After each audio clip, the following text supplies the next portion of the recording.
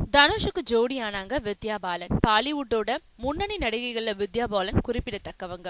அவங்க 2003ல பாலோ தேகோன்ற பெங்காலி படத்துல அறிமுகமானவங்க. பின்னாடி ஹிந்தி மலையாள படங்கள்ல நடிக்க தொடங்கினாங்க. மேலும் மரத்தை சுத்தி டூயட் பாடும் படங்களை விட தனக்கு பேர் வாங்கி தரக்கூடிய கதைகளா தேடி பிடிச்சு நடிச்சாங்க. அதுல சில்க் ஸ்மிதா வாழ்க்கை கதையில உருவான டர்ட்டி பிக்சர் படம் அவங்களுக்கு தேசிய விருது வாங்கி கொடுத்துச்சு. அதுக்கு பின்னாடி கர்ப்பிணியா நடிச்ச கஹானி படமும் இந்திய அளவுல அவங்கள பிரபலப்படுத்துச்சு. அதுக்கு பின்னாடி திருமணம் செஞ்சுக்கிட்ட போதும் தொடர்ந்து சினிமாவில நடிச்சுக்கிட்டு தான் இருக்காங்க. மேலும் தென்னிந்திய நடிகை சில்க் ஸ்மிதாவோட கதையில நடிச்ச போதும் இது வரைக்கும் அவங்க தமிழ் தெலுங்கு படங்கள்ல நடிக்கல. ஆனா இப்போ துரை செந்தில்குமார் இயக்கத்துல தனுஷ் நாயகனா நடிக்க இருக்கும் படத்துல அவருக்கு ஜோடியா வித்யா பாலன் நடிக்க இருக்கிறதா செய்திகள் வெளியாகி இருக்கு.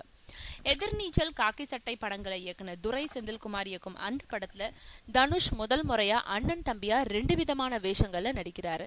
இதுல அண்ணனா நடிக்கும் தனுஷுக்கு ஜோடியா வித்யா பாலன் நடிக்கிறாங்களாம்.